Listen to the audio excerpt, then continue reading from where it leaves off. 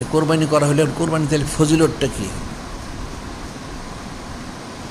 হযরত দাউদ আলাইহিস সালাম ওনাকে যখন আল্লাহ পাক কোরবানির হুকুম দিলেন তখন উনি বলেছিলেন যে আল্লাহ পাক এই কোরবানিকে আমাদের জন্য শুধু না, হযরত আবুল বাশার সফিউল্লাহ থেকে শুরু করে শেষ পর্যন্ত হযরত নূরে মুজাসসাম হাবিবুল্লাহ হুজুর পাক সাল্লাল্লাহু আলাইহি ওনার সময়টা পূর্ণতা প্রাপ্ত হবে,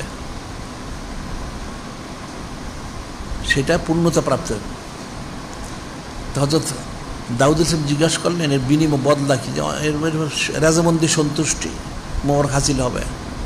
তিনি আমার বললেন যে আল্লাহ পাক তাহলে আপনার আখেরি নবী হাবিব মাহবুব নূরে মুজাসসাম হাবিবুল্লাহ হুজুর পাক সাল্লাল্লাহু আলাইহি ওয়াসাল্লাম উনি তো অনেক সম্মানিত রসুল সাল্লাল্লাহু আলাইহি ওয়াসাল্লাম, তাহলে এর বিনিময়ে ওনার উম্মতরা কি হাসিল করবে? আল্লাহ বললেন উম্মতরা দুনিয়ায় প্রতিটা পশমের বিনিময়ে তাদের 10টা গুনাহ খাতা ক্ষমা করা হবে, প্রতিটা পশমের বিনিময়ে 10টা গুনাহ খাতা ক্ষমা করা হবে, সুবহানাল্লাহ, 10টা নেকি দেওয়া হবে, 10টা মর্যাদা বৃদ্ধি করাবে, সুবহানাল্লাহ, সাল্লাল্লাহু আলাইহি ওয়াসাল্লাম। এটা দুনিয়াবী দৃষ্টিতে, তোমার কথা জমিনে থাকা অবস্থায়। আর পরকালে কিভাবে? পরকালে যে কোরবানি করে পশু যে বানানো হয়, গোশত কাটে, হাড্ডি কাটে, প্রতি গোশতের টুকরায় জান্নাতে তাদেরকে একটা করে জান্নাতি পাখি দেওয়া হবে, সুবহানাল্লাহ, আর প্রতি হাড়ের টুকরা হাড্ডি যেটা কাটে প্রত্যেক হাড্ডি টুকরার বিনিময়ে জান্নাতে একটা বোরাক দেওয়া হবে, সুবহানাল্লাহ। আর পশুর পরকালে মাথার যে পশম, প্রত্যেকটা মাথার পশমের বিনিময়ে একজন হুর দেওয়া হবে, সুবহানাল্লাহ। আর শরীরের যে পশমগুলি তার বিনিময়ে জান্নাতে একটা করে বালাখানা দেওয়া হবে, সুবহানাল্লাহ।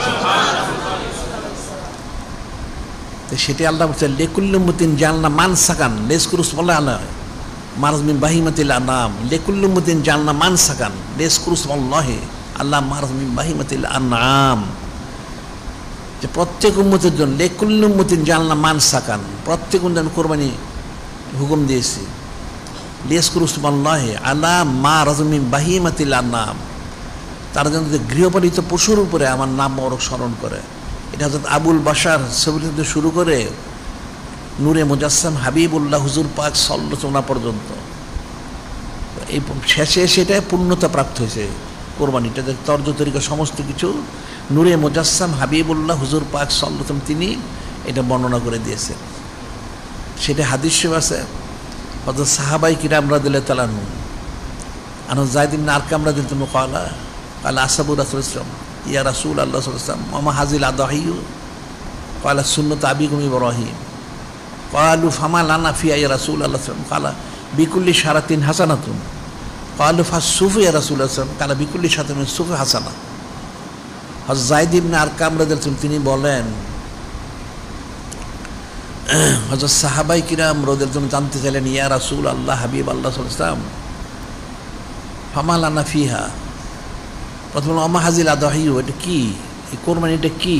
কালা সুন্নত আবিকুম ইব্রাহিম আলাইহিস সালাম, কোরবানি হচ্ছে আপনাদের পূর্বপুরুষ যিনি হযরত খলিলুল ইসলাম ওনার সুন্নত মোবারক, সুবহানাল্লাহ।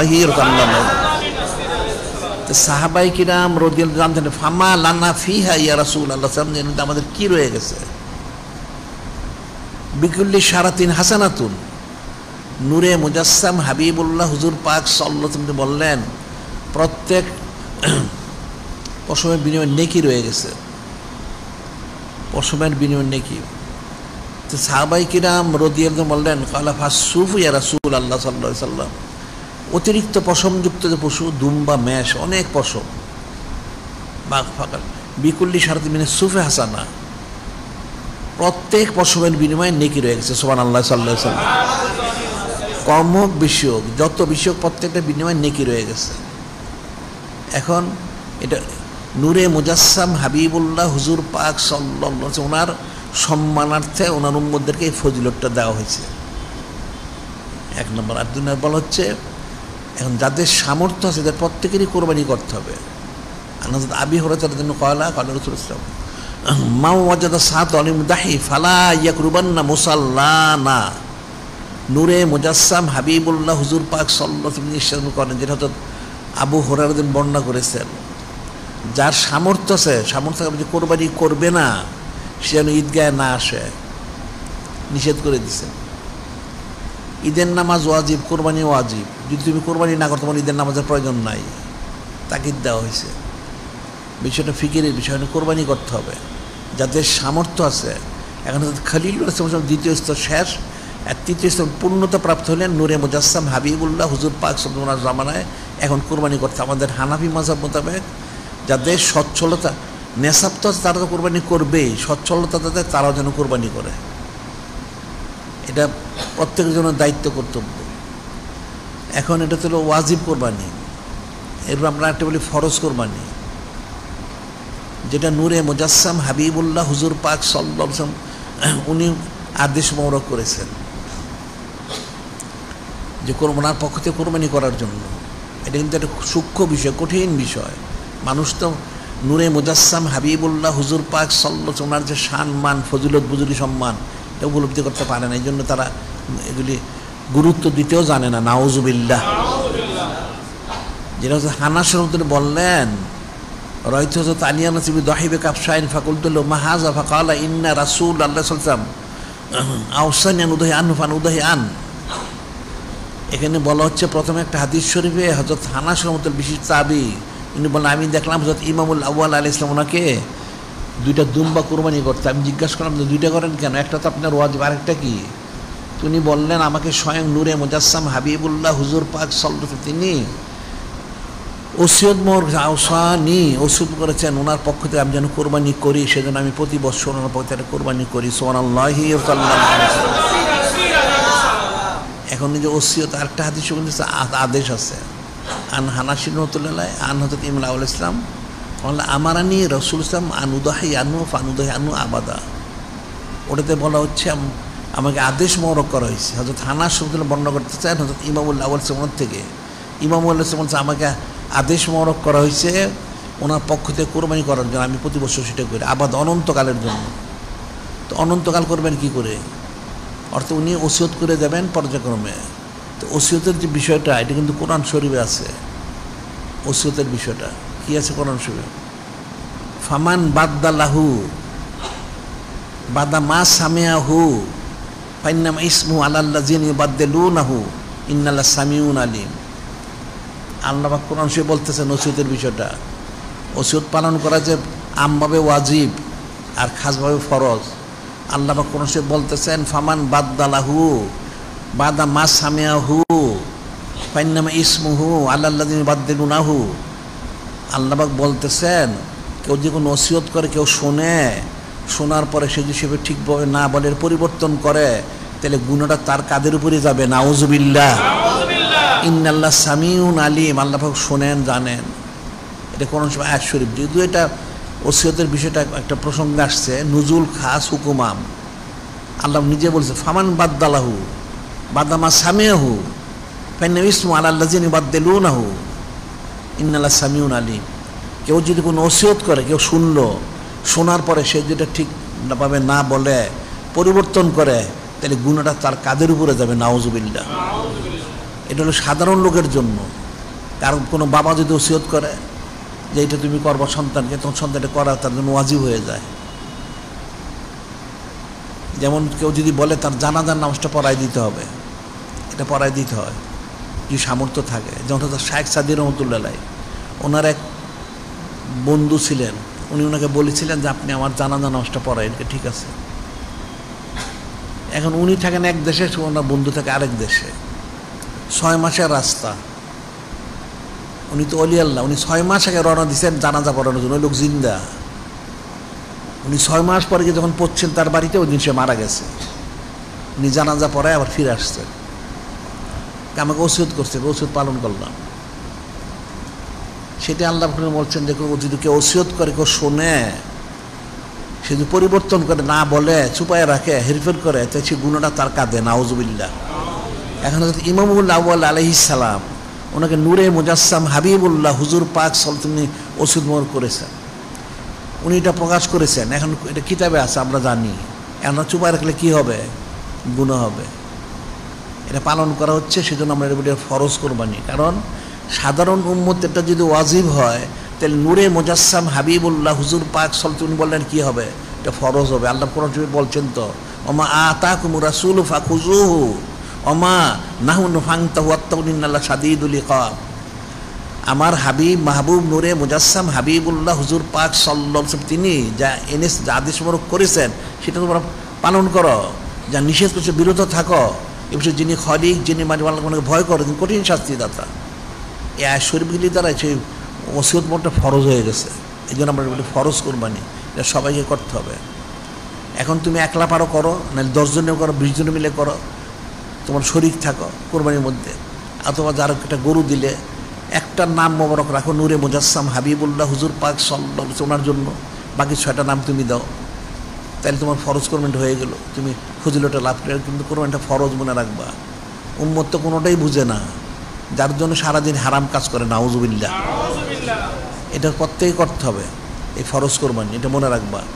ওয়াজিব কোরবানির জন্য নেশাব শর্ত, ফরজ কোরবানির কোনো নেশাব শর্ত না। তুমি ধনী আর গরিব, তুমি একজনের হোক, 10 জন হোক, 20 জনে মিলে একটা খাসি দাও, একটা ছাগল দাও, না একটা গরু দাও, শরীক থাকো। কিন্তু তুমি ফরজ কোরবানি করবে, এটা তোমার দায়িত্ব, মনে রাখতে হবে। সবাই শরীক থাকতে হবে। আমরা তো এখানে ওয়াজিব কোরবানিও করি, আমরা ফরজ কোরবানিও করি, এটা করতে হবে, এটা মনে রাখতে হবে। আর তাছাড়া এই যে আজকে যে জুমা, এরপরে কিন্তু এই মাসের জুমা পাওয়া যাবে না। জিলহজ মাসের জুমা শেষ, সামনে হবে জিলহজ শরীফ মাস। এখন যদি 29 তারিখে চাঁদ দেখা যায়, তাহলে তো খমিস থেকে 1 তারিখ হবে। আর যদি চাঁদ দেখা না যায়, তাহলে জুমার থেকে 1 তারিখ হবে। তাহলে এমনি কিছু আমল আছে, যেটা আমি গত সপ্তাহে বলেছিলাম। এই জিলহজ শরীফ মাসের কতগুলি আমল আছে। সে আমলগুলি হচ্ছে, যেমন একটা হাদিসে বলা হচ্ছে, আলোচনা লায়ালিন আশ, কসম 10 রাত্রি। সেই 10 রাত্রি কী হবে? আনহযরত আবি হুরায়রা রাদিয়াল্লাহু আনহু ক্বালা ক্বালা রাসূলুল্লাহ সাল্লাল্লাহু আলাইহি ওয়াসাল্লাম মা মিন আইয়ামিন আহাব্বু ইলাল্লাহি আইয়ুতাআব্বাদা ফিহা মিন আশরিল হিজ্জা ইয়াদিলু সিয়ামু কুল্লি মিন সিয়ামি সানা কিয়ামু কুল্লি লাইলাতিন মিন বিকিয়ামি লাইলাতুল কদর। হযরত আবু হুরায়রা রাদিয়াল্লাহু আনহু তিনি বর্ণনা করেন, নূরে মুজাসসাম হাবিবুল্লাহ হুজুর পাক সাল্লাল্লাহু আলাইহি ওয়াসাল্লাম নিঃসরণ করেন, মনোযোগ দিয়ে শুনবে। জিলহজ মাসের 10 তারিখ, 1 তারিখ থেকে 10 তারিখের ইবাদত বন্দেগী, যিনি খলিক, যিনি মালিক, রওনা করতে এত বেশি প্রিয়, অন্য কোনো দিনের ইবাদত বন্দেগী এত বেশি প্রিয় না। সুবহানাল্লাহি ওয়া সাল্লাল্লাহু আলাইহি ওয়াসাল্লাম। ইয়াদিলু সিয়ামু কুল্লি মিন সিয়ামি সানা, ইয়াদিলু সিয়ামু, জিলহজ মাসের 1 তারিখ থেকে 10 তারিখ পর্যন্ত কোরবানি করার মধ্যে যে রোজা, এই 10 দিনের যে রোজা, প্রতিদিনের রোজার বদলা হচ্ছে 1 বছরের সমপরিমাণ। সুবহানাল্লাহ সাল্লাল্লাহু আলাইহি ওয়াসাল্লাম। অন্য সময় 1 বছর রোজা রাখলে তুমি যে ফজিলতটা পাবে, এই জিলহজ শরীফ মাসের প্রতিদিন একদিনের রোজায় সেই সমপরিমাণ ফজিলত লাভ করা যাবে। সুবহানাল্লাহি ওয়া বিহামদিহি। এবং কিয়ামু কুল্লি লাইলাতিন মিন বিকিয়ামি লাইলাতুল কদর, এবং প্রতি রাত্রে হচ্ছে শবে কদরের সমপরিমাণ ফজিলতপূর্ণ। সুবহানাল্লাহ সাল্লাল্লাহু আলাইহি ওয়াসাল্লাম। অর্থাৎ রমজান শরীফে বেজর রাত্রিতে শবে কদর মাত্র 1 দিন, 21, 23, 25, 27, 29 এই শেষ রাত্রি মিলে 1 দিন। আর এখানে বলা হচ্ছে 1 তারিখ থেকে 10 তারিখ প্রতি রাত্রে, প্রতিটা রাত্রি হচ্ছে শবে কদরের সমপরিমাণ। সুবহানাল্লাহি ওয়া সাল্লাল্লাহু, এটা মনে রাখতে হবে।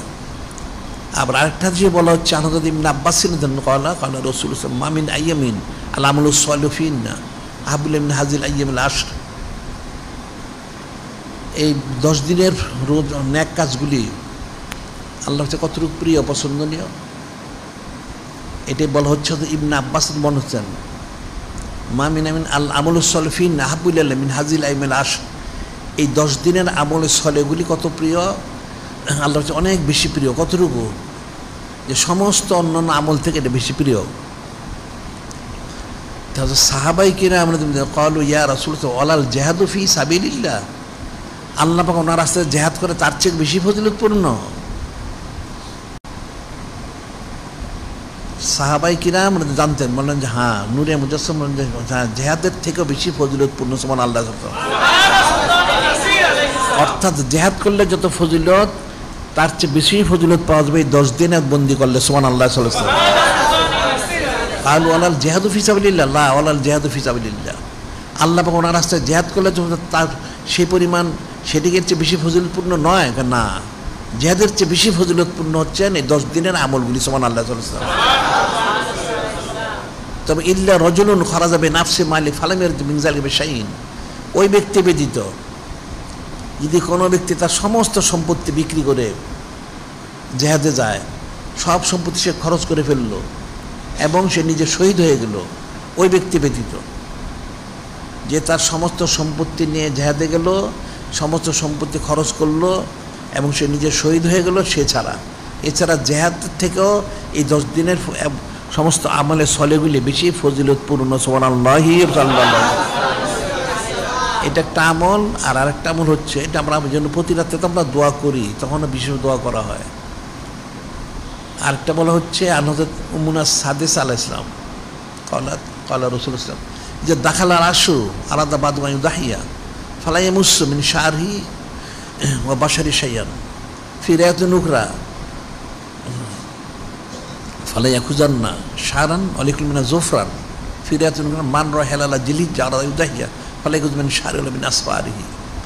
উম্মুল মুমিনিন আস-সাদিসা আলাইহিস সালাম তিনি বর্ণনা করেন, নূরে মুজাসসাম হাবিবুল্লাহ হুজুর পাক সাল্লাল্লাহু আলাইহি ওয়াসাল্লাম তিনি ইরশাদ করেন যে দাখালাল আশু আরাদা বাদু মা দাহিয়া, যখন এই জিলহজ শরীফ মাসের 10 তারিখ আসে তখন তোমরা হলায়ামুসু মিন শারহি ও বাশরি শাইয়ান, তোমাদের চুল নখ ইত্যাদি তোমরা কেটো না। আরেক বর্ণনা বলা হচ্ছে স্পষ্ট চুল এবং নখ যেন তোমরা না কাটো। আবার পরে বলে যে জিলহজ শরীফের চাঁদ যে দেখবে সে চুল মোষ নখ ইত্যাদি সে যেন না কাটে। তাহলে কি হবে? একটা কোরবানি করার ফজিলত সে পাবে। সুবহানাল্লাহি সাল্লাল্লাহু আলাইহি ওয়াসাল্লাম।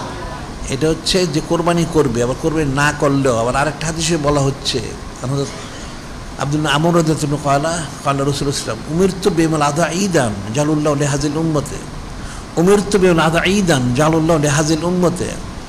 হযরত আব্দুল ইবনে আমর রাদিয়াল্লাহু আনহু বলতেছেন, নূরে মুজাসসাম হাবিবুল্লাহ হুজুর পাক সাল্লাল্লাহু আলাইহি ওয়াসাল্লাম তিনি ইরশাদ করেন, আল্লাহ আমাকে ওহী মোবারক করেছেন এই উম্মতের জন্য এই 10 তারিখটাকে ঈদের দিন হিসেবে ঘোষণা করার জন্য, সেটি করছেন অর্থাৎ কোরবানি করার জন্য। ক্বালা লাহু রাজুলুন ইয়া রাসূলুল্লাহ সাল্লাল্লাহু আলাইহি ওয়াসাল্লাম, ইয়া রাসূলুল্লাহ সাল্লাল্লাহু আলাইহি ওয়াসাল্লাম আরাইতা ইল্লা মাজিদ ইল্লা মানিয়াতান উনসা আফুদাহি বিহা। এক সাহাবী বললেন, ইয়া রাসূলুল্লাহ হাবিব আল্লাহ সাল্লাল্লাহু আলাইহি ওয়াসাল্লাম, আপনি তো বললেন কোরবানি করার জন্য, তা আমার তো কোনো পশু না, একটা মানিয়া উনসা আছে। যে মানিয়া উনসাটা কি? আরব দেশে মানুষের অনেক গাভী থাকতো, উটনি থাকতো, ছাগল থাকতো, দুধ দেয় অনেক বেশি, তার প্রয়োজন নাই, সে তার আত্মীয় স্বজন জ্ঞাতি গোষ্ঠী পরিচিত লোকদেরকে দিতেও সেগুলি দুধ খাওয়ার জন্য। তো ওই সাহাবী বলতেছেন, আমার কাছে একটা মানিয়া উনসা আমার একজন লোক আমাকে দিছে দুধ খাওয়ার জন্য, আমি কি এটা কোরবানি করে ফেলবো? নূরে মুজাসসাম হাবিবুল্লাহ হুজুর পাক সাল্লাল্লাহু আলাইহি ওয়াসাল্লাম, না, ওটা তো আপনি মালিক না, আপনি কোরবানি করতে পারবেন না। আপনি কোরবানির ফজিলত যদি পেতে চান, সেটা বলছেন যে কোনো খুঁজবেন শারিকা আসফারিকা, তাকে চো সারিবে তাহলে আনা থাকা বিজালিকা তামুদ্দিন ইনদাল্লাহ। তখন বলা হলো যে আপনি কোরবানির ফজিলত পেতে চান তাহলে 1 তারিখ থেকে 10 তারিখ মধ্যে চুল নখ মোষ ইত্যাদি কাটবেন না। কোরবানির পরে আপনি আপনার চুল নখ মোষ কাটবেন, তাহলে কাটলে আপনি কোরবানির ফজিলতটা পাবেন। সুবহানাল্লাহ সাল্লাল্লাহু আলাইহি ওয়াসাল্লাম বিজালিকা তামুদ্দিন ইনদাল্লাহ, তাহলে আল্লাহ পাকের কাছে আপনি কোরবানির ফজিলত পাবেন। এখানে মাসালার মনে রাখতে, সেটা হলো চুল নখ মোষ কাটার জন্য এটা তাহলে ওই চাঁদ দেখার আগেই কেটে ফেলতে হবে। তবে যদি আরবিয়াতে অর্থাৎ আরবিয়ার দিবগত রাতে চাঁদ দেখা যায়, তো আরবিয়াদের দিন তো চুল নখ মোষ কাটা নিষেধ, সপ্তাহে 2 দিন চুল নখ মোষ কাটা নিষেধ। এটা হলো সাপ্ত এবং আরবি অর্থাৎ শনি বুধবার 2 দিন কাটা নিষেধ। তাহলে 16 অর্থাৎ মঙ্গলবারের মধ্যেই চুল নখ মোষ কেটে ফেলতে হবে, এরপর আর কাটা যাবে না। তারপরে ঈদের পরে কোরবানির পরে যদি সে কাটে তাহলে 1 কোরবানির ফজিলত সে লাভ করবে। সুবহানাল্লাহ। আর এই 10 দিন যত ন্যাক কাজ করবে প্রত্যেকটা ফজিলত অনেক বেশি। আর প্রতি রাত্রে হচ্ছে শবে কদরের সমপরিমাণ। সবার দায়িত্ব হবে প্রতি রাত্রেই ইস্তেগফার তওবা করা এবং নিজের জন্য দোয়া করা, নিজের পরিবারের জন্য দোয়া করা, আর সমস্ত মুসলমানের জন্য দোয়া করা, আর কাফেরদের বিরুদ্ধে কঠিন বদদোয়া করা। ওটা হচ্ছে শবে কদরের সমপরিমাণ। অর্থাৎ শবে কদর যেমন সমস্ত দোয়াগুলি কবুল হয়, এই রাত্রগুলিতে সমস্ত দোয়াগুলি কবুল হবে। সুবহানাল্লাহি ওয়া তাআলা। বিষয়টা মনে রাখতে হবে। এখন 1 তারিখ থেকে 10 তারিখ, অর্থাৎ ঈদের দিন তো রোজা নাই, ঈদের দিন হচ্ছে কোরবানির গোশত দিয়ে খাদ্য শুরু করা। যদি কেউ কোরবানির গোশত না পায় তাহলে শেষ পর্যন্ত অপেক্ষা করে সূর্য ডলার পূর্বে যেন সে কিছু খেয়ে নেয়, তাইলেই তার এক রোজার ফজিলতটা সে পাবে। সুবহানাল্লাহি সাল্লাল্লাহু আলাইহি ওয়াসাল্লাম। এরপর আরও আমল হচ্ছে, আমরা আবার সামনে বলবো পর্যায়ক্রমে আমলগুলি। এখন কোরবানি করাটা হচ্ছে ওয়াজিব সাহেবে নিসাবের জন্য। আর হানাফি মাযহাব মোতাবেক যারা সচ্ছল তারা সাহেবে নিসাব না হলেও যেন কোরবানি করে, এটা হলো ওয়াজিব। আর ফরজ কোরবানির জন্য কোনো নেসাব শর্ত নাই, যেমন ওসরের কোনো নেসাব নাই, ফরজ কোরবানির নেসাব নাই। প্রত্যেকেই ফরজ কোরবানি করতে হবে, একা করুক আর 10 জন আর 100 জন মিলে করুক, কোনো অসুবিধা নাই, কিন্তু তাকে ফরজ কোরবানির শরীক থাকতেই হবে। এটা ফরজ, এটা মনে রাখতে হবে। যেহেতু নূরে মুজাসসাম হাবিবুল্লাহ হুজুর পাক সাল্লাল্লাহু আলাইহি ওয়াসাল্লাম তিনি আদেশ মোহর করেছেন, ওসিয়ত মোহর করেছেন। আদেশ মোহর করেছেন এবং ওসিয়ত মোহর দুইটাই ফরজ। এখন এই ওসিয়ত মোহরকে হেরফের করলে কবিরা গুনাহ হবে, এটা কোনো চলে বললেন যে আয়াত শরীফে ফমান বাদ্দাল্লাহু বাদামা সামিয়াহু ফান্নাবিসমু আলাল্লাযিনা ইউবাদদিলুনাহু ইন্নাল্লাহা সামিউন আলিম। আল্লাহ কোরআন শরীফে বলে দিয়েছেন, কেউ যদি কোনো ওসিয়ত করে কেউ শোনে, শোনার পরে সে যদি এটা চুপায় রাখে, ব্যতিক্রম কিছু বলে, তাহলে গুনাহটা তার কাঁধের উপরে পড়বে। নাউযুবিল্লাহ। সাধারণভাবে ওসিয়ত করলে কোনো বাবা যদি সন্তানকে ওসিয়ত করে তুমি এই কাজটা করো, এই কাজটা করতে যত টাকা লাগে তার সম্পত্তি যা আছে তার 3 ভাগের 1 ভাগ সে খরচ করতে পারে, 3 ভাগের কমপক্ষে করতে হবে। আর এটা যেটা নূরে মুজাসসাম হাবিবুল্লাহ হুজুর পাক সাল্লাল্লাহু আলাইহি ওয়াসাল্লাম তিনি ওসিয়ত করেছেন, সেটা তো আমভাবে। এখানে আবার কিছু লোক বলে থাকে যে ওসিয়তের করলে সে প্রাণী খাওয়া দাওয়া জায়েজ নাই, ধনী লোকজন গরিবরা খাবে। হ্যাঁ, যেটা খাস ওসিয়ত মান্যতের জন্য বলা যায়, ওসিয়তটা একটা মান্যত করা, এটা হলো 2 রকম। একটা হলো মান্যত, একটা হলো ওয়াদা। যেটা খাস মান্যত সেটা হলো গরিবের জন্য, আর ওয়াদা যেটা সেটা সবার জন্য। যেমন উদাহরণ দিলে বুঝতে সহজ হবে। কেউ বলল যে মসজিদে যত মুসল্লি সবাইকে আমি খাওয়াবো, সে মানত করলো, নিয়ত করলো মসজিদে যত মুসল্লি সবাইকে খাওয়াবো। এখন তো ধনী গরিব সবাই আছে, তাহলে কী হবে? ওটা হলো ওয়াদা, সবাই খেতে পারবে। আর যদি আলাদা মান্যত করেছে আমি এই কাজটা আমি করব, দান করব, তাহলে ওটা শুধু গরিবরা ধনীদেরকে দিতে পারবে না। যদি সরাসরি মান্যত হয় সেটা গরিবের জন্য, আর মান্যতের জন্য ওয়াদা হবে তখন ধনী গরিব সবার জন্য। যে মসজিদে সবাইকে আমি খাওয়াবো, সে মানত করলো, এটা কিন্তু ধনী গরিব সবাই খেতে পারবে। তো ঠিক ওসিয়তটা 2 রকম। একটা ওসিয়ত হলো মান্যত, সেটা শুধু গরিবদেরকেই দিতে হবে। আর এই যে ওসিয়তটা নূরে মুজাসসাম হাবিবুল্লাহ হুজুর করলেন, এটা উম্মতের ফায়দার জন্য উনি এই নেয়ামতটা দান করেছেন, যে তোমরা আমার পক্ষ থেকে কোরবানি করবে, করলে তোমরা ফায়দা লাভ করবে, রেজামন্দির সঙ্গে হাজির করবে। এটা কিন্তু ওই ওসিয়ত না। এই জন্য কোরবানি এটা ফরজ, সবাইকে শরীক থাকতে হবে। এবং এই ওসিয়তের মধ্যে কোনো ব্যতিক্রম করলে সে কবিরে গুণে গুণাগার হবে, এটা প্রকাশ করতেই হবে। এখন কেউ যদি বলে যে আমরা তো দিন জানি নাই, এখন কে জানছে না জানছে সেটা তো পরের কথা, তারা কেন জানাইলো না, আগে যারা ছিল তারা কেন এটা জানায় না সেটা তাদের ব্যাপার, আমরা জানি না। যেহেতু আমরা এটা হাদিস শরীফে পাওয়া গেছে, ওষুধ মোরক করেছে, আর কোরআন শরীফে বলা হয়েছে ওষুধটাকে জানাই দেওয়ার জন্য, আমরা জানাই দিচ্ছি। এনে তোমাদের সবার জন্য ফরজাইন, তুমি একা করো আর 10 জনে মিলে 100 জনে মিলে করো। একটা খাসির দাম যদি 10,000 15,000 টাকা হয়, তো 15 জনে করো, অসুবিধার কি আছে? কোনো অসুবিধা নেই। 30 জনে করো, তাতে কোনো অসুবিধা নেই, তোমার সামর্থ্য তুমি শরীক থাকো। কিন্তু নাম মোবারকগুলি হবে নূরে মুজাসসাম হাবিবুল্লাহ হুজুর পাক ওনার তরফ থেকে, বা ওনার যারা আহলে বাইত ওনার তরফ থেকে, হযরত খলিলুল্লাহ ওনার তরফ থেকে, জাবিল ওনার তরফ থেকে, ওনার আম্মা আলাইহিস সালাম ওনার তরফ থেকে, সেটা হইতে পারে, কোনো অসুবিধা নাই। কিন্তু অন্য কারোর নামে হইতে পারবে না। ফরজ কোরবানি, ফরজ কোরবানিতে অন্য কারো নাম দিতে পারবে না। ওটা নূরে মুজাসসাম হাবিবুল্লাহ হুজুর পাক ওনার সংশ্লিষ্ট যারা অতিরিক্ত হইলে, আর একটা দিলে ওনার নাম মরে দিতে হবে, এটা মনে রাখতে হবে। কাজে আজকে তো হলো কয় তারিখ? আজকে 24 তারিখ। কাজে সামনে লাইলাতুল আরবি অর্থাৎ বুধবার দিন সন্ধ্যায় চাঁদ তালাশ করতে হবে, এরপরে ফয়সালা হবে। তো এর আগেই তোমাদের যে কাজগুলি চুল নখ মোষ সেটা কেটে ফেলতে হবে 16 সাইড মঙ্গলবারের মধ্যে। আর কোরবানির জন্য সব প্রস্তুতি গ্রহণ করো। আর তোমাদের যেটা বলা হচ্ছে যেখানে আমাদের মাদ্রাসার জন্য এতিমখানার জন্য তোমাদের 40টা চামড়া প্রত্যেকে সংগ্রহ করে দিতে হবে। আর তোমরা 24টা গরু জবো করবে। এরপর থেকে দায়িত্ব কর্তব্য গরু চামড়া সংগ্রহ করে, খাসির চামড়া সংগ্রহ। এখন তো কোনো চামড়া কোনো দাম নাই, দাম না থাকলেও সংগ্রহ করে নিয়ে আসো। যা পাওয়া গেলে আবার এটা একটা দেশের সম্পদ, যাতে রক্ষা হয়।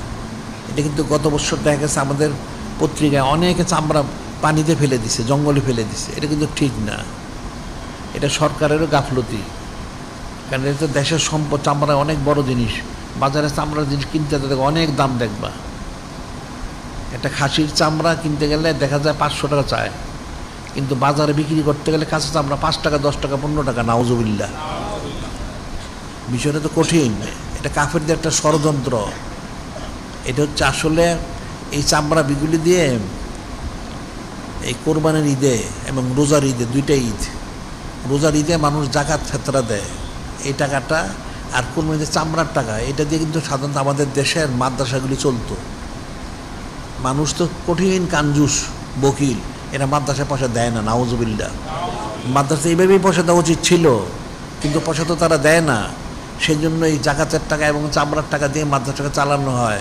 এখন কাফেররা যাতে মাদ্রাসা চলতে না পারে চামড়ার দামটা কমায় দিছে। নাউজুবিল্লাহ, বিষয়টা কিন্তু কঠিন বিষয়, মনে রাখবা।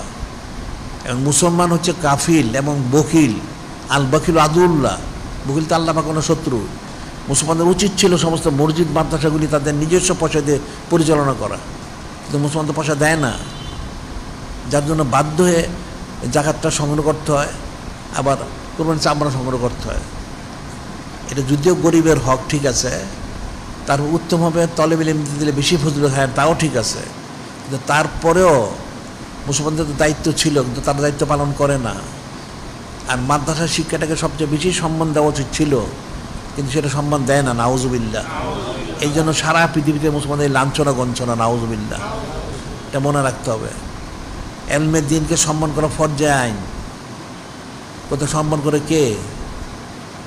কেউ তো সম্মান করতে চায় না। নাউজুবিল্লাহ, যারা দুনিয়াদার তারাও করে না, আর যারা মাদ্রাসা করে তারা নিজেরও করে না। নাউজুবিল্লাহ, এরা ইলিম অর্জন করবে মহব্বত মারেফত হাসিলের জন্য, ইলিম অর্জন করে দুনিয়া হাসিলের জন্য। নাউজুবিল্লাহ, এই যে বিষয়টা ফিকির করতে হবে।